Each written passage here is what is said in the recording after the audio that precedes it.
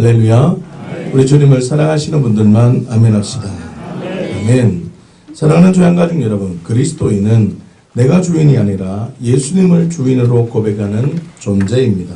그리스도인은 보이는 것으로 증명하는 존재가 아니라 나의 나됨을 보이지 않는 하나님의 나라로 증명하면서 살아가는 존재를 그리스도인이라고 말합니다. 자, 그런데 우리의 고민과 아픔이 있습니다. 십자가를 직면했지만 삶 속에서 예수가 주가 되는 삶을 살아가지 못하는 이유가 있다는 겁니다. 그리고 많은 그리스도인들이 이 복음의 진리를 발견했음에도 불구하고 여러 가지 삶의 어려움 속에 있다는 것입니다. 여러분, 그렇다면 왜 삶 속에서 예수가 주가 되는 삶을 살지 못하는 것입니까? 그 이유는 사도들이 전한 복음을 온전히 받아들이지 않았기 때문입니다. 다시 말하면 사도들이 전한 복음을 온전히 받아들이지 않고 성경이 말하는 복음이 아니라 나 중심적인 복음으로 해석을 했기 때문에 내 입맛에 맞는 복음으로 받아들였기 때문에 예수님은 한 분이시고 하나님은 한 분이신데 신앙생활하는 모든 생활들이 모두 다 사람들마다 전부 다르게 나타난다는 것입니다. 자기 복음으로 살아간다는 뜻입니다. 그렇다면 사도들이 전한 복음, 예수가 주가 되는 삶이 되는 복음을 오늘부터 함께 나누어 보았으면 좋겠습니다. 오늘 본문 말씀인 고린도전서 15장 1절에서 5절까지 말씀을 다시 함께 보겠습니다. 시작. 형제들아, 내가 너희에게 전한 복음을 너희에게 알게 하노니 이는 너희가 받은 것이요 또 그 가운데 선 것이라. 너희가 만일 내가 전한 그 말을 굳게 지키고 헛되이 믿지 아니하였으면 그로 말미암아 구원을 받으리라. 내가 받은 것을 먼저 너희에게 전하였노니 이는 성경대로 그리스도께서 우리 죄를 위하여 죽으시고 장사 지낸 바 계셨다가 성경대로 사흘 만에 다시 살아나사 게바에게 보이시고 후에 12 제자에게와. 아멘. 그리스도 안의 신앙 첫 번째 페이지를 보십시오. 첫 번째로 십자가의 복음이 무엇입니까? 자, 십자가는 내가 죽은 곳입니다. 십자가는 내가 죽은 십자가입니다. 다시요. 십자가는 내가 죽은 십자가입니다.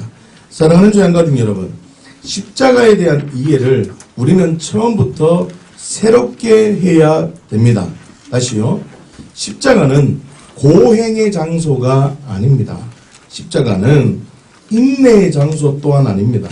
그런데 많은 그리스도인은 십자가를 참고 죽으려는 그 십자가로 이해합니다. 자, 십자가 앞에 직면했다는 것을 많은 그리스도인은 어떻게 이해하냐면 영생과 생명적 관계로 이해를 하지 않고 그냥 참고 인내하는 것으로 십자가를 생각하기 때문에 십자가에 대한 정확한 직면이 어렵다는 것입니다. 기억하십시오. 십자가는 내가 주인된 죄 때문에 예수님께서 내가 되어 죽은 것입니다. 따라하겠습니다. 십자가는 내가 주인된 죄 때문에 예수님께서 내가 되어 죽은 것입니다. 예, 그렇습니다. 십자가를 내가 주인된 죄 때문에 예수님께서 내가 되어 죽으셨다는 직면이 없다면 그 사람은 십자가를 고행하는 장소로 직면합니다. 십자가를 쓰레기 하치장으로 직면합니다. 십자가와 예수님의 죽음과 내가 연합되지 않는 그런 십자가가 되어져 버립니다. 여러분, 내가 죽은 십자가에 대한 정확한 이해가 필요합니다. 예수님께서 왜 십자가에 죽으셨습니까? 첫 번째로 죄에 대한 정확한 이해가 있어야 합니다. 죄는, 따라하십시오, 원죄 때문에 내가 죄인이 아닙니다. 따라하십시오. 죄는 하나님을 믿지 않는 것도 죄가 아닙니다. 다시요. 죄는 살아가면서 사소하게 지은 자범죄만을 얘기하는 것이 아닙니다. 자범죄만을 이야기하는 게 아닙니다. 이제 더 직면하면서 고백하셔야 됩니다. 죄는 죄는 내가 주인된 죄가 죄입니다. 내가 주인된 죄 때문에 예수님께서 나를 부둥켜 안고 십자가에 죽었습니다. 다시 말하면 십자가를 직면했다는 말은 내가 주인이 아니라 예수님이 주인이 되었다는 말입니다. 계속요. 십자가를 직면했다는 말은 이제는 내가 주인으로 살지 않겠다는 말입니다. 살지 않겠다는 말입니다. 할렐루야. 그럼 잘 들어보십시오. 이 내가 주인이라는 말이 얼마나 무서운 말이냐면 이 원죄 사실입니다. 원죄 때문에 죄인입니다. 또는 하나님을 믿지 않는 게 죄인입니다. 더 나아가서 사소하게 지은 자범죄 때문에 우리는 죄인입니다. 그런데 원죄나 하나님을 믿지 않음과 사소하게 지은 죄를 죄라고 인식해버리면 그 사람은 십자가에 대한 정확한 인지와 자각, 예수 그리스도가 주가 되는 삶으로 살아들이지 못합니다. 여러분, 예수 그리스도가 주가 되는 삶이라는 말은 누가 주인이라는 말입니까? 예수님이 나의 주인이라는 말입니다. 그러면 예수님이 나의 주인이 되려면 주인이 바뀌어지는 장소가 있어야 됩니다. 그 장소가 뭐냐면 십자가입니다. 내가 주인인 곳이 죽은 곳, 흑암의 권세에 있던 자가 죽은 곳이 되어져야 합니다. 그 장소가 십자가입니다. 왜 흑암의 권세가 죽은 곳이냐면 들어보십시오. 내가 주인이라는 말은 자아 숭배를 한다는 말입니다. 자아 숭배는 우상 숭배를 한다는 말입니다. 다시 말하면 우상 숭배를 한다는 말은 말 못하는 우상이 끄는 그대로 살아가는 본질상 진노의 자녀라는 말입니다. 여러분, 죄에 대한 이해가 정확하게 내가 주인이라는 진리가 세워졌다면 십자가에 대한 정확한 이해가 필요합니다. 자, 두 번째로 십자가를 바라볼 때 생명과 영생적 관계로 이해해야 합니다. 다시요. 십자가는 생명과 영생적 관계로 이해가 되지 않으면 예수가 주가 되는 삶으로 살아드릴 수 없습니다. 자, 페이지 23페이지를 보십시오. 다시 말하면 십자가를 영생과 생명적 관계로 이해할 때 부활의 복음을 바르게 이해할 수 있습니다. 다시요. 여러분, 십자가를 영생과 생명적 관계로 이해가 될 때 어떤 복음이 직면된다고요? 부활의 복음이 직면됩니다. 여러분, 생명이란 무엇입니까? 요한복음 5장 26절 말씀을 함께 볼까요? 시작. 아버지께서 자기 속에 생명이 있음같이 아들에게도 생명을 주어 그 속에 있게 하셨고, 아멘. 여러분, 생명을 가지신 분은 하나님과 그의 아들 예수 그리스도밖에 없습니다. 다시 말하면 그리스도와 연합되지 않는 자는 생명이 있는 존재입니까? 생명이 없는 존재입니까? 생명이 없는 존재입니다.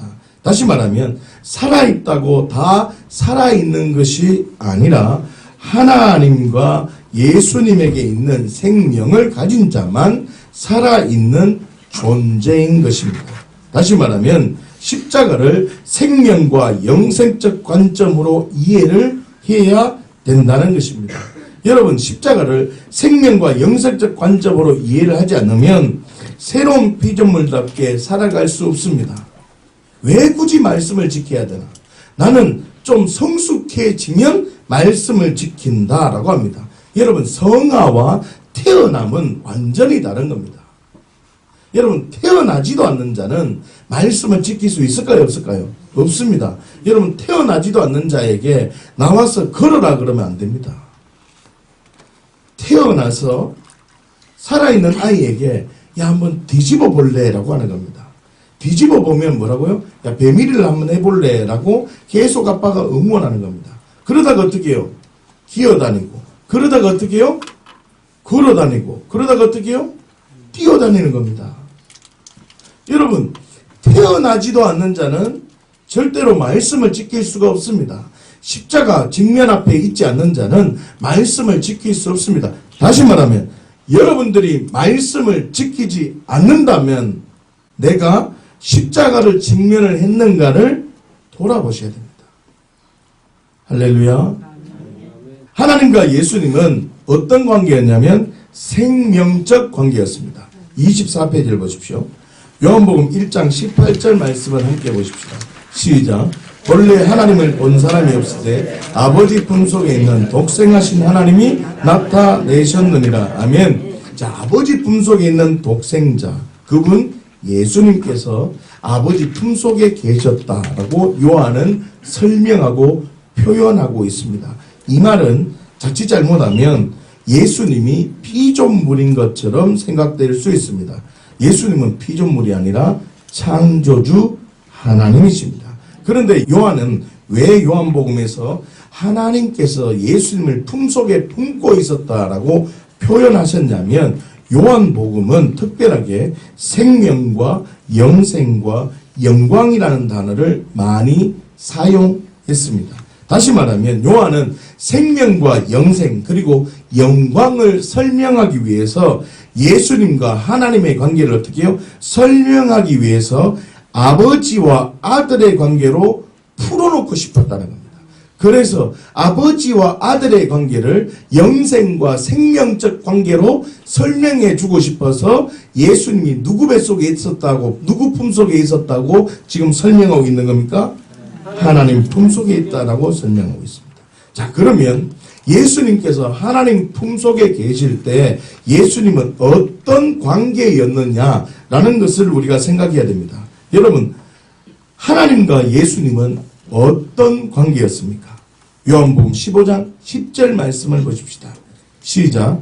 내가 아버지의 계명을 지켜 그의 사랑 안에 거하는 것 같이 너희도 내 계명을 지키면 내 사랑 안에 거하리라. 아멘. 예수님께서는 아버지의 계명을 지키는 것으로, 다시요. 예수님께서는 아버지의 계명을 지키는 것으로 하나님의 사랑 안에 거하는 것이 무엇인지 경험했습니다. 다시요. 우리 또한 계명을 지킬 때 예수님의 사랑, 하나님 사랑을 경험할 수 있다는 겁니다. 말씀을 들을 때, 말씀을 지킬 때 아버지 사랑 안에 거할 수 있게 된다는 겁니다. 잘 들어보세요. 나는 하나님의 사랑을 발견하고 싶어요. 나는 하나님의 그 은혜를 경험하고 싶어요. 라고 말하면서 말씀 지키지 않는 자리에 있으면 하나님 사랑 경험할 수 있다 없다? 없습니다. 없다는 말입니다. 여러분, 예수님께서는 단 한순간도 아버지의 말씀보다 앞선 적이 단 한 번도 없었습니다. 예수님의 십자가 사건은 아버지 하나님께 대한 최고의 뭐였다고요? 복종이었습니다. 순종이었다. 자기 목숨을 내어놓는 그 순간까지 복종했을 때 하나님은 사랑의 은혜로, 사랑으로 덮어주신 것, 하나님의 사랑을 나타낸 것이 뭐라고요? 부활이라는 겁니다. 아버지 하나님은 부활이라는 누구도 상상할 수 없는 하나님 사랑을 예수님에게 보여주셨다는 겁니다. 부활은 그냥 살아났다는 개념이 아닙니다. 자, 따라하십시다. 부활은 그냥 살았다는 개념이 아니다. 다시요. 부활은 그냥 살았다는 개념이 아니다. 여러분 잘 들어보십시오. 그냥 살았다. 이 기적, 표적을 봤다는 수준이 되면 안 됩니다. 요한복음 2장 말씀에 보면 많은 사람들이 그의 이름을 믿고 많은 사람들이 그의 표적을 보고 그의 이름을 믿었습니다. 그러나 예수님은 그들에게 믿음을 주지 않았다고, 의탁하지 않았습니다. 그 이유는 뭐냐면 부활 앞에 직면되지 않는 자는, 영생과 생명적 관계 앞에 직면되지 않는 자는 예수님과 몸이 연합되어진다, 연합되지 않는다? 연합되지 않는다 말입니다. 여러분, 하나님과 예수님께서 영생전 관계로 복종했을 때 부어준 하나님의 사랑이 뭐라는 말입니까? 부활입니다. 여러분, 매일매일 부활을 경험할 수 있습니다. 매일매일 부활을 경험할 수 있는 건 무슨 의미냐면, 한번 들어보십시오. 나는 하나님 말씀대로 살 수 없는 존재였습니다.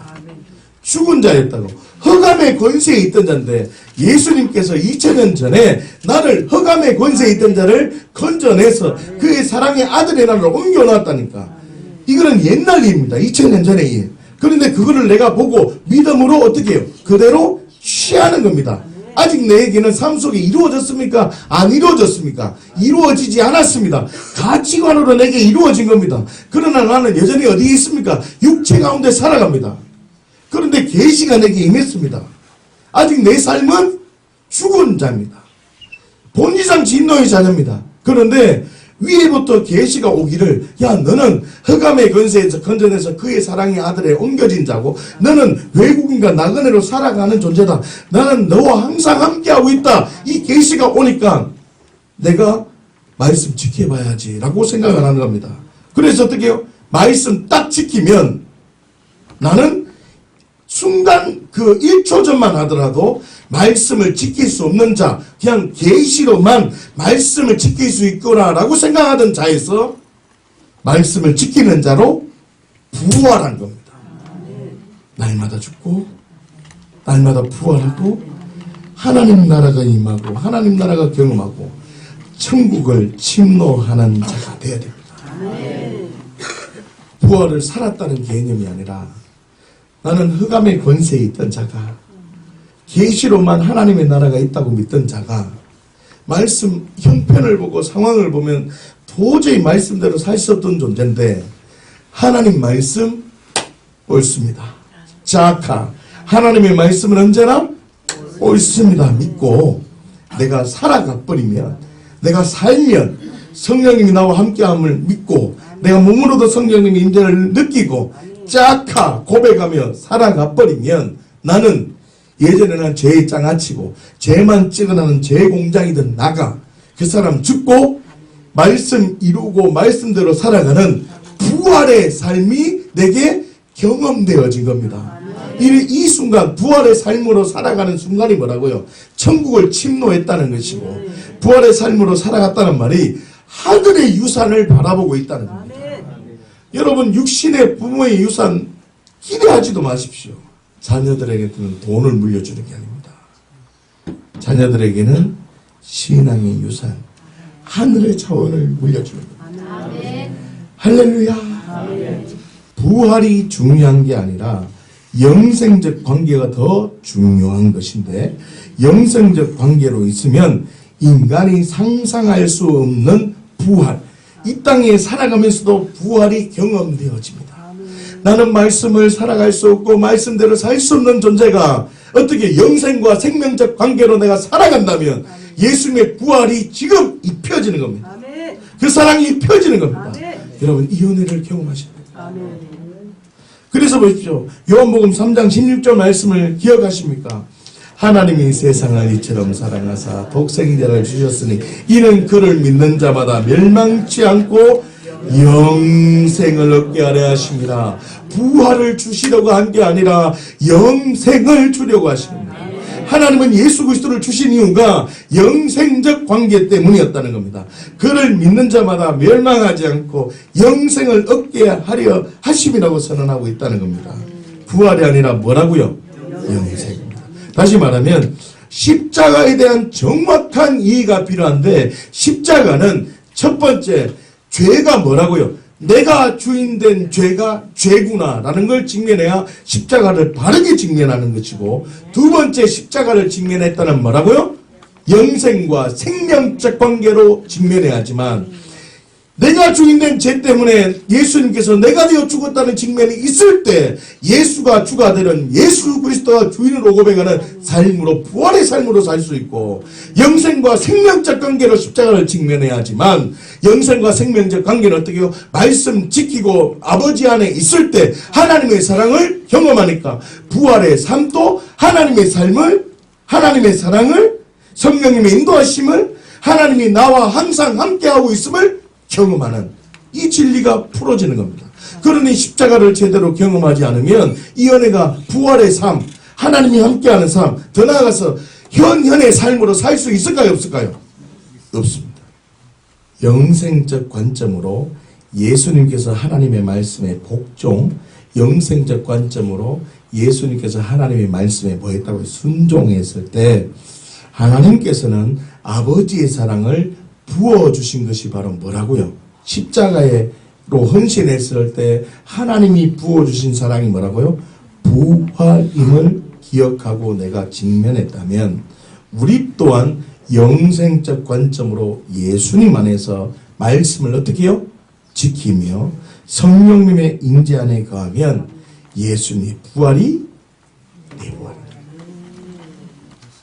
그렇기 때문에 영생적 관점이 열려진 그리스도인은 예수님처럼 말씀 지키는 것이 당연한 것입니다. 기억하십시오. 부활은 말씀에 복종하신 예수님, 부활은 십자가에 죽기까지 복종하신 예수님에 대한 최고의 하나님의 사랑이 뭐라고요? 부활입니다. 하나님의 사랑의 표현이 뭐라고요? 부활입니다. 내가 예수님의 부활이 실제가 되기 위해서는 너희도 내 계명을 지키면, 다시 말하면 예수님처럼 복종할 때, 우리는요, 예수님은 단절된 상황 속에서 복종했습니다. 십자가에서. 하나님이 십자가에서 완벽한 심판을 선언하기 위해서 하나님과 예수님의 관계를 끊어놓으셨다니까. 그 끊어진 게 인지되니까 예수님은 큰 소리로 엘리 엘리 라마 사박다니라고 고백합니다. 우리가 알잖아요. 마지막 7번째 마디가 무슨 말이었습니까? 아버지여 내 영혼을 아버지께 부탁합니다. 다시금 영생과 생명적 관계로 서로 아버지 안에 거하는 그 하나 되기 원하는 그 마음이 간절한 마음을 담아서 부르짖었기 때문이었어요. 십자가는 완벽한 단절이었다니까. 그런데 우리는 어때요? 성령님이 함께하고 있습니다. 예수님이 내 안에서 야 나는 하나님의 심판과 공의 완벽한 혼자만으로 복종과 사랑으로 내가 갔지만 야 너는 네 안에 예수 그리스도 생명이 있다. 내가 함께 너와 울어줄게. 내가 함께 너와 견뎌줄게. 내가 함께 너와 외로웠을 때 내가 함께 있을게. 라고 계속 함께 해주신다. 그러니까 예수님이 내 안에 있고 내가 예수님 안에 있어서 어떻게 해요? 너희도 내 계명을 지키면 예수님처럼 말씀에 복종할 때 부활의 영광, 삶 속에 하나님의 말씀이 이루어지는 영광, 현현의 영광을 경험하게 되고 하늘의 유산을 경험하게 되고 옛날에는 본지상 진노의 전이었는데 이제는 말씀을 지킬 수 있는 부활의 존재로 완전히 날마다 죽고 날마다 새로운 피조물의 능력을 경험하게 되는 겁니다. 할렐루야. 그렇다면 십자가에 직면하지 못하면 어떤 현상이 일어난다고 했습니까? 페이지 3페이지를 보십시오. 첫째, 내가 죽으려고 한다. 따라하십시오. 내가 죽으려고 한다. 사랑하는 주행가족 여러분, 십자가의 사건은 내가 죽는다고 죽어지는 게 아닙니다. 잘 들으세요. 시간적으로, 물리적으로 예수님께서 죽으신 장소로 우리는 갈 수 있을까요? 없을까요? 없습니다. 다시요. 시간적으로, 물리적으로 우리는 예수님이 십자가의 구속의 사역을 이루신 걸 우리는 갈 수가 있다고 없다고? 없습니다. 십자가의 사건은 2000년 전에 이루어 놓으신 사건입니다. 다시요. 이루어 놓으신 사건을 우리는 믿음으로 취하는 겁니다. 다시요. 믿음으로 취하는 사건이 없었는 겁니다. 믿음으로 취했다는 말은 내가 주인된 죄 때문에 예수님이 죽으신 것을 바라보고 예수님이 죽음이 내 죽음이다라는 게 직면되면 내가 죽었다는 겁니까? 죽으려고 해야 됩니까? 죽었다는 겁니다. 다시 말하면 그냥 그대로 받아들여야 됩니다. 예수님의 죽음이 내 죽음으로 그냥 그대로 받아들여야 합니다. 죽으려고 애쓰는 것은 내가 예수님의 죽음이 내 죽음이 정말 직면된 자. 다시요. 직면되었다는 말은 무슨 말이라 했습니까? 두 가지라 했습니다. 첫 번째는 뭐요? 내가 주인된 죄 때문에 예수님께서 내가 되어 죽었다는 정확한 직면이 있고, 두 번째는 뭐요? 영생과 생명적 관점이 내게 십자가 부활의 관점이 들어온 자, 이 사람이 뭐라고요? 죽었다는 측면이 내게 있는 겁니다. 그래서 죽었다는 측면이 있는 자는 죽이면서 살아갑니다. 다시요. 죽었다는 측면이 있는 자는 이제는 죽이면서 살아가는 겁니다. 그런데 죽음을 그대로 받아들이지 않는 자는 죽으려고 애쓰는 것이 아니라 내가 주인된 죄 때문에 예수님께서 십자가에 죽었다는 측면을 먼저 하고 영생과 생명적 강배 앞에 십자가를 정직하게 직면돼야 됩니다. 할렐루야. 자, 두 번째로 십자가 앞에 직면되지 않으면 선행으로 자신이 죽었다는 것을 증명하려고 합니다. 말씀은 죄를 죄되게 만드는 것입니다. 말씀을 지키는 것으로 자신의 존재가 좋은 나무가 되어진 것처럼 나타낸다는 것입니다. 여러분, 그런데 선행으로는 자신의 존재를 나타낼 수가 없습니다. 다시요. 선행으로 나타내려고 하니까 자신이 공고한 사람임을 더욱 발견합니다.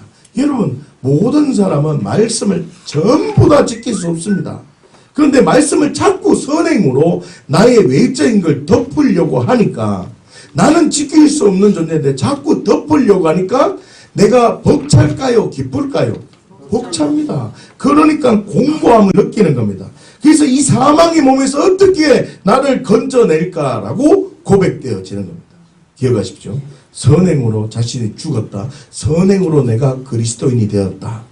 증명될 수 없습니다. 세 번째로 영적 사역에 오해가 생깁니다. 여러분, 십자가와 부활에 대한 정확한 이해, 다시 말하면 영생과 생명적 관계로 실제가 되지 않았기 때문에 단 한 번도 말씀을 지킬 수 있다는 생각을 못하는 겁니다. 다시요. 따라하세요. 말씀을 지킬 수 있다는 생각을 못한다. 자, 이걸 잘 들으세요. 다시요. 말씀을 지킬 수 있다는 생각을 못한다. 말씀을 지킬 수 있다는 생각을 못한다. 단 한 번도 내가 할 수 없는 상황에도 말씀을 지킬 수 있다는 생각을 못하기 때문에 여러분, 말씀을 지킬 수 있다는 생각을 못하면 악한 영이 들어올 수 있을까요? 없을까요? 있습니다. 나는 말씀을 지킬 수 있어. 이 가치관이 든든한 사람은 악한 영이 들어올 수 있을까요? 없을까요? 없습니다. 그런데 나는 말씀을 지킬 수 있을까 없을까? 이 부정확하면 영생과 생명적 관계가 직면되지 않으면 악한 영이 내 안에 들어왔다 나왔다. 다시요. 말씀을 지킬 수 있다는 생각이 딱 직면되면 내 안에 악한 영은 들어올 수 없는 겁니다. 영생과 생명적 관계로 직면이 된 그리스도인은 내 안에 예수님이 생명이 되고 예수님의 생명이 있고 그 능력이 있고 예수님의 생명이 있다는 말은 나도 예수님처럼 말씀을 지키며 하나님 사랑에 가는 존재가 되었다는 진리가 있다는 말이기 때문에 말씀을 지키려는 가치관이 있는 자에게 어찌 악한 영이 계속 들어올 수 있느냐 이 말입니다. 악한 영은 전부 바깥에 있는 것입니다. 이 가치관을 붙잡으셔야 됩니다. 여러분, 먼저 복음을 받아들이고 그 다음에 악한 영을 쫓아내야 됩니다. 안에 있는 악한 영을 쫓아내야죠. 복음을 받아들여서 야, 내 안에 악한 영이 있다 없다? 없다고. 나는 말씀을 지킬 수 있는 존재다 존재가 아니다. 존재다고 딱 해버리면 하나님께서 나를 보호하여 주십니다. 그럼 그 보호하여 주시는 그 후에 악한 영이 들어올 수 있다 없다? 없는 겁니다. 그러니 어떻게 해요? 사역이라는 방법으로 예수 그리스도의 능력으로 어떻게 해요? 내 안에 악한 영을 계속 청소해 주는 겁니다. 그럼 나간 애가 들어올 수 있을까요 없을까요? 나는 말씀을 지킬 수 있어. 이 진리가 있으니까 계속 나가기만 나가고 안에 들어올 수 없기 때문에 어떻게 해요? 나는 계속 하나님의 나라가 계속 커지는 겁니다. 계속 하나님의 생명, 예수님의 생명이 계속 커지는 겁니다. 감당이 안 되는 겁니다. 하늘의 자원으로 계속 살아가는 겁니다. 할렐루야. 여러분, 악한 영은 우리 안에 들어오려고 수단과 방법을 가르치지 않습니다. 따라하세요. 악한 영은 우리 안에 들어오려고 수단과 방법을 가리지 않는다. 여러분 그 수단과 방법이 뭐냐면 우리 안에 악한 영이 있다는 말이에요. 그 수단과 방법 중에 하나가 너는 말씀을 지킬 수 없어. 이 말입니다. 여러분 기억하십시오. 영생과 생명적 관계 안에 있으면 나는 언제든지 하나님이 언제나 옳음을 선포하며 나는 말씀 지킬 수 있는 존재다. 존재가 아니다. 존재다. 이 진리가 세워져야 됩니다. 할렐루야. 다시 말하면 하나님의 시간과 하나님의 속도와 하나님의 강도로 우리 안에 악한 영이 싹 제거되어진 것처럼 악한 영의 시간과 악한 영의 속도와 악한 영의 시간으로 우리 안에 악한 영이 들어올 수 있다는 겁니다. 그러니 우리는 영생과 생명적 관계로 아버지 안에 가고 주님이 나를 지켜주시다는 진리 안에 딱 붙들면 우리는 계속 성장되어집니다. 다시 말하면 악한 영의 교신을 하는 자 아니라 성령님의 교통함을 받는 내가 너희와 항상 함께 하리라는 이 진리 안에 있는 우리 지향교회 공동체 식구들이 되었으면 좋겠습니다. 할렐루야. 따라하십시오. 우리 안에는 악한 영의 영향력만 있다. 악한 영이 있는 것은 아니다. 절대로 들어올 수 없다. 나는 영생과 생명적 관계로 세워졌기 때문에 나는 말씀을 지킬 수 있다. 이 가치관이 있기 때문에 악한 영이 들어올 수 없다. 내 안에 있는 영향력만 계속 제거할 것이다. 자, 계속요. 우리 안에는 보혈이라는 제초제가 뿌려져서 악한 영의 풀은 죽어가고 있다. 너는 힘이 없다. 이 가치가 있어야 돼요. 다시 한 개 더 남았어요. 우리 안에 악한 영이 빠져나간 못자국이 있다. 못자국 난 곳에 악한 영이 들어오려고 한다. 그런데 절대로 못 들어온다. 나는 예수님을 영생과 생명적 관계로 직면했기 때문에 말씀을 지킬 수 있는 존재이기 때문에 너는 절대로 못 들어온다. 나는 교신하는 자 아니다. 내가 너희와 항상 함께하리라. 성령님의 교통하심만을 인정할 것이다. 자, 마지막 남았습니다. 교신. 악한 영이 생각을 줄 때 큰 소리로 고백하는 겁니다. 나는 종노를 할 수 없노라. 그 사람 죽었노라. 여러분이 이렇게 선언할 때 승리를 경험합니다. 할렐루야. 자, 그렇다면 왜 옛사람이 죽었다는 측면이 어려운지 아십니까? 6페이지입니다. 첫째, 죽었다는 말은 장애 판정이기 때문입니다. 두 번째로 죽어가고 있기 때문입니다. 여러분 다시 말하면 장애 판정 나지 않는 다른 감각들이 지금 말하고 있습니다. 자, 눈에 대해서 장애 판정이 나면 눈만 못 보기 때문에 다른 감각들은 있습니까? 없습니까? 있습니다.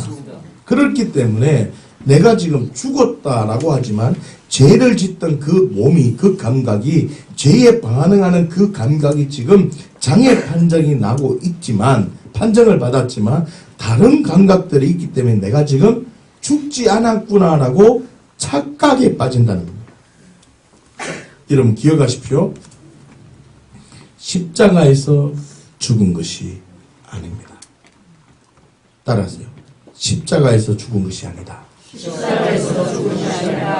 따라하세요. 십자가에서는 죽어가고 있었다. 계속요. 십자가에서 예수님께서 삼시에 매달려서 계속 죽어가고 있다가 구시에 죽으셨다. 구시에 죽으셨다. 여러분 다시요. 완전히 죽은 것, 완벽하게 죽은 것, 무덤입니다. 무덤은요 혼자 있는 곳입니다. 무덤은 감각이 없는 곳입니다. 그 무덤의 비밀을 발견할 때 예수가 주가 되는 삶을 살아드릴 수 있습니다. 십자가의 복음을 직면했다면 두 번째 십자가의 복음은 장사 복음으로 인도되어집니다. 페이지 9페이지를 보십시오. 베드로전서 3장 18절에서 19절 말씀을 보십시다. 시작. 그리스도께서도 단번에 죄를 위하여 죽으사 의인으로서 불의한 자를 대신하였으니 이는 우리를 하나님 앞으로 인도하려 하심이라. 육체로는 죽임을 당하시고 영으로는 살리심을 받으셨으니 그가 또한 영으로 가서 옥에 있는 영들에게 선포하십니다. 아멘. 여러분, 예수님께서는요 무덤 속에서 그냥 죽어 계셨던 게 아닙니다. 무덤 속에서 아무것도 하지 않은 게 아닙니다. 무덤에서 그냥 잠자고 있었던 게 아니라고요. 영으로 가서 옥에 있는 영들에게 뭐 하셨다는 겁니까? 선포하셨다는 겁니다. 다시 말하면 예수님의 무덤이 나의 무덤이 된 그리스도인들이라면 우리도 선포해야 됩니다. 이 선포가 굉장히 중요합니다. 그 선포가 무엇인지 우리가 조금 생각해 보겠습니다. 첫 번째로 심판을 그대로 받으면서 하는 선포입니다. 다시요. 심판을 그대로 받으면서 하는 선포입니다. 예수님께서는 하나님이십니다. 예수님은 죄 없으신 분이십니다. 그런데 예수님은 내가 주인된 죄 때문에 내가 되어 죽으셨습니다. 다시 말하면 하나님의 심판에 대항하고 반항하고 해결해달라고 몸부림친 게 아니라 심판을 그대로 받으셨습니다. 자, 이 진리가 저와 여러분들에게 있어야 됩니다. 자, 기독교 진리입니다. 지금 잘 들으십시오. 따라하십시오. 하나님의 심판에 대항하고 반항하고 해결해달라고 몸부림친 것이 아니다. 예수님은 하나님의 심판을 그대로 다 받으시고 무덤 속에 들어가셨다. 다시 말하면 우리도 대항하고 반항하고 해결해달라고 기도하는 것이 아니라 그대로 받아야 된다. 그대로 받고 하나님은 언제나 옳습니다. 고백되어질 때 심판이 그치는 걸 경험하게 된다. 이게 복음. 그런데 우리는 재앙과 심판을 해결해달라고 매일매일 분노합니다. 분을 내도 하루를 지나지 말라. 이 진리 앞에 우리는 잊지 못합니다. 사랑하는 조양가족 여러분, 무덤에 들어가셨다는 말은 심판을 그대로 받아들였다는 것입니다. 다시 말하면 우리도 심판을 그대로 받아들여야 합니다. 복음을 듣고 복음대로 움직이면 어떻게 해요? 재앙이 거친다는 것을 기억하십시오. 여러분, 십자가로 모든 죄와 저주가 끊어졌습니다. 그 이유는 심판을 어떻게 해요? 그대로 받으셨기 때문입니다. 다윗은 밧세바를 빼앗은 심판을 그대로 받을 때 아이가 죽게 되었지만 여디디아 솔로몬을 낳게 되는 하나님의 사랑을 발견했습니다. 다윗은 인구조사를 통해서 심판이 선언되었지만 심판 속에서 선택하지 않고 그대로 받았을 때 전염병이 어떻게 해요? 거치는 은혜를 경험했다는 것입니다. 기억하십시오. 심판을 그대로 받으면서 하는 선포는 하나님은 언제나 옳습니다. 자카라는 고백입니다. 내 안에 분노, 내 안에 이해할 수 없음. 내가 지금 상황적으로 설득이 안 되는 상황에도 하나님의 공의, 하나님의 심판은 언제나 옳습니다. 이렇게 전인격적으로 선언하며 고백할 때 복음의 능력을 경험할 수 있는 것입니다. 두 번째로 그 선포는 무엇입니까? 하나님의 사랑을 발견했다는 고백입니다. 여러분, 하나님의 사랑이 무엇입니까? 불, 치유, 능력, 때로는 재정적인 축복이 아닙니다. 하나님 사랑이 무엇입니까? 요한에서 4장 10절 말씀을 함께 보십시다. 시작.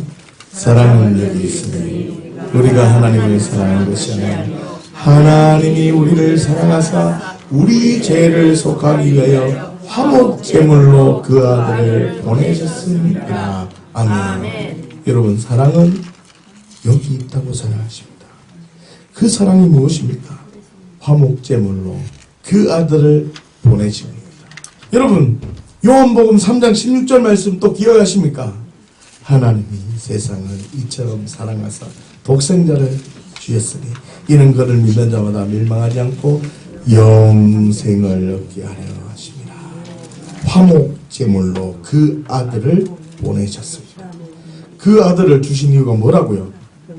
영생 때문입니다. 화목 제물로 그 아들을 보내신 데 영생. 하나님 말씀을 지키는 존재가 죄로 인하여 내가 주인되어 말씀 지킬 수 없는 존재였는데 화목제물로 그 아들을 보내셔서 그 아들이 어떤 상황에도 하나님이 옳습니다라고 고백되어지며 말씀 지키며 십자가에서까지 죽기까지 말씀을 복종했을 때 하나님의 사랑을 부어주셨어요. 그게 부활이었습니다. 그 예수 그리스도의 메시아적 행위를 바라보고 야, 예수 그리스도가 나의 구원자가 되시고 나의 주인이 되신다는 고백이 직면되어지면 그 예수 그리스도가 화목제물이 되어서 내가 예수 그리스도로 인하여서 아버지 하나님께로 나아가며 아버지 하나님을 아버지라고 고백하는 놀라운 기적의 사람이 되는 겁니다. 그때 뭐가 되는 거라고요? 영생을 받았다고. 영생을 받았으니 어떻게 해요? 아버지 안에 거하고 그가 내 안에 거하는 영생과 생명적 관계가 거해졌으니 나는 어떤 삶을 사는 겁니까? 말씀 지키는 삶으로 살아가는 겁니다. 이 당연한 진리가 우리에게는 계속 내 마음속에 흘러가고 경험돼야 됩니다. 십자가의 은혜를 경험하는 이게 십자가입니다. 그래서 요한일서 4장 16절 말씀에 이렇게 말합니다. 영생적 관계로 하나님의 사랑을 선언합니다. 한번 보십시오. 시작. 하나님이 우리를 사랑하시는 사랑을 우리가 알고 믿었느니 하나님은 사랑이시라. 사랑 안에 거하는 자는 하나님 안에 거하고 하나님도 그의 안에 할렐루야. 이게 영생과 생명적 관계입니다. 사랑 안에 거하는 자는 하나님 안에 거하고 하나님도 우리 안에 거한다는 겁니다. 다시 말하면 하나님의 사랑은 나를 자녀 삼아 주신 것을 발견하는 겁니다. 기억하십시오. 하나님의 사랑은 불이 아니다. 하나님의 사랑은 치유가 아니다. 하나님의 사랑은 어떤 능력이 아니다. 하나님의 사랑은 어떤 재정적인 복이 아니다. 하나님의 사랑은 외적인 게 아니다. 하나님의 사랑은 나를 자녀 삼아 주신 것이다. 여러분, 하나님 사랑을 발견했다는 말은 어떤 상황 속에도 하나님이 나의 아버지가 되시는구나. 이걸 발견하는 게 하나님 사랑 발견하는 겁니다. 하나님의 사랑은 마귀를 아비로 고백하는 존재적인 죄인이 예수 그리스도를 통해서 화목제물로 삼으셔서 내가 하나님 안에 거할 수 있는 자로 하나님을 아빠 아버지로 고백하는 자로 그 존재가 어떻게 해요? 바뀌어졌다는 것을 발견하는 겁니다. 이게 뭐라고요? 하나님 사랑을 발견하는 겁니다. 그럼 좀 더 구체적으로 무덤에서 선언해야 되는 게 무엇인지 한번 보겠습니다. 페이지 9페이지입니다. 시편 51편 4절 말씀을 보십시다. 시작. 내가 죽기만 범죄하여 주의 목전에 악을 행하여 싸우니 주께서 말씀하실 때 의로우시다 하고 주께서 심판하실 때 순전하시다 하리이다. 아멘. 여러분 본문을 보시면 주께서 심판하실 때 순전하시다. 다윗이 고백하고 있습니다.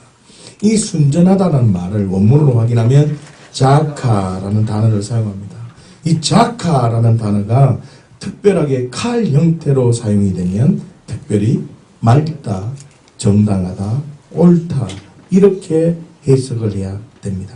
무슨 뜻입니까? 다윗은 하나님의 심판이 옳다고 지금 선언하고 있다는 겁니다. 시편 51편은 다윗이 바세바를 빼앗은 뒤에 나단 선지자가 찾아와서 다윗에게 심판을 선언한 뒤에 나타난 다윗의 기도의 시편입니다. 다시 말하면 자 10페이지를 보시면요. 여호와의 원수가 크게 비방거리를 얻음으로 당신의 아이가 반드시 죽을 것이라고 선언한 뒤에 다윗이 기도한 내용입니다.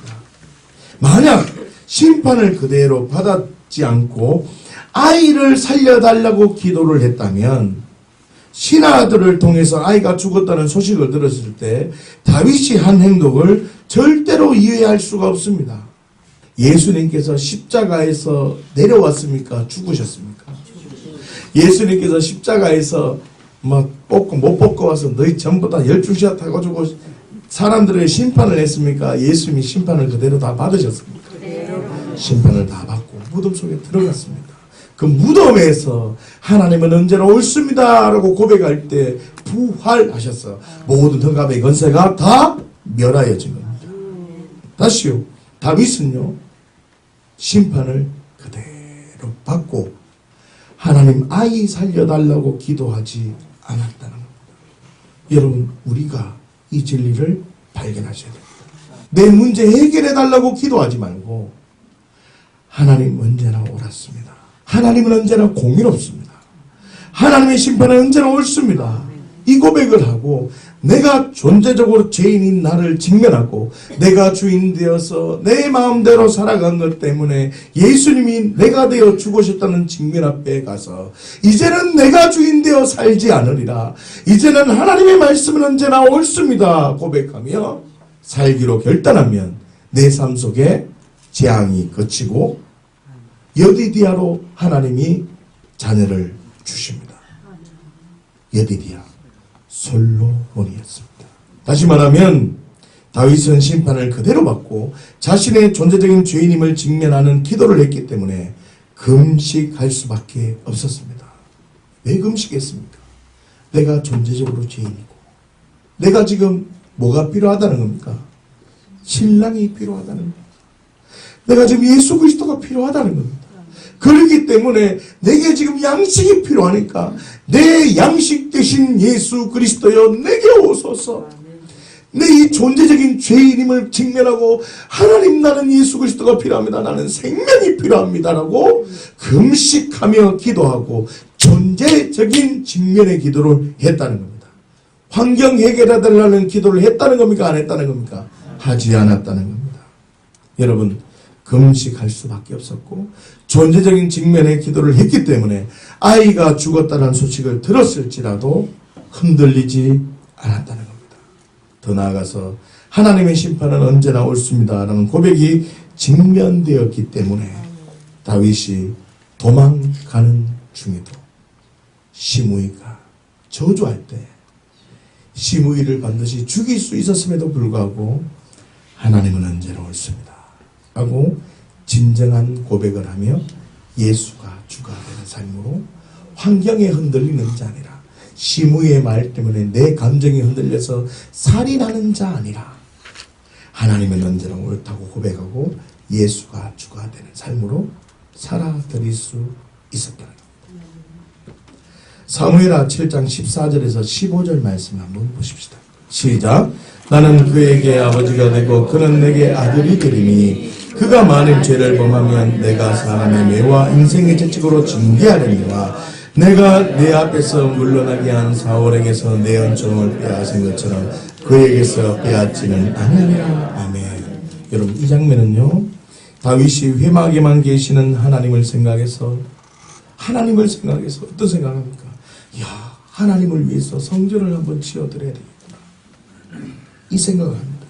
이럴 때 하나님께서 다윗에게 약속한 말씀입니다. 하나님의 약속은 아버지와 아들의 관계로 다윗을 자녀 삼겠다는 것이었습니다. 그런데 조건이 있습니다. 뭐였습니까? 야, 너 죄를 범하면 사람의 매와 인생의 채찍으로 징계한다는 것입니다. 그러나 범죄하지 않으면 사울에게서 내 은총을 빼앗은 것처럼 너를 빼앗지는 않겠다라고 하십니다.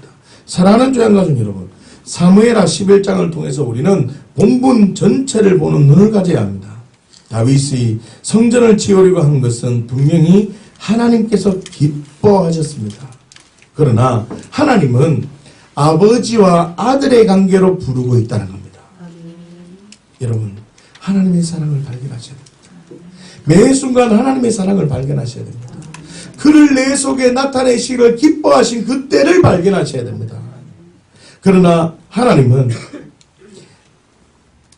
다윗이 분명히 성전을 지으려고 한 것을 통해서 하나님은 기뻐하셨습니다. 그러나 하나님은 성전 짓는 것보다 아버지와 아들의 관계로 있는 것을 더 기뻐하셨다. 외적인 성전 짓는 것보다 야 너의 성전 짓는 게 더 하나님은 관심을 가지고 있었다. 여러분 따라하십시다. 외적인 것이 중요한 것이 아니라 중심, 존재가 더 중요하다는 것이다. 따라서 그리스도인은 나의 나됨을 외적인 것으로 증명하는 게 아니라 내 안에 계신 예수 그리스도로 증명하는 것이다.